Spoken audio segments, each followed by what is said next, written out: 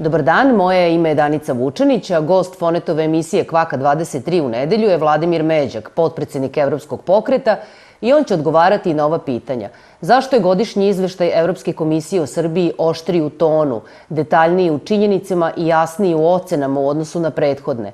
Da li su ljutite reakcije predstavnika vlasti zapravo potvrda ocena komisije odgovornosti vladajuće većine za urušavanje parlamenta, pritiske na pravosuđe i medije? Da li sednica Skupštine o Kosovu, a potom i prekomerna akcija kosovske policije i zveckanje oružjem iz Beograda najavljuju hitno rešavanje problema Kosova ili potpuni kolaps svega što je u Briselu postignuto? U prilogu Tamare Skroze na ove teme govorit će Dušan Janjić iz Foruma za etničke odnose i Zora Drčelić, novinarka Vremena. Kvaka 23 na portalu kvaka23.rs, na društvenim mrežama i mreži lokalnih stanica. Vidimo se u nedelju.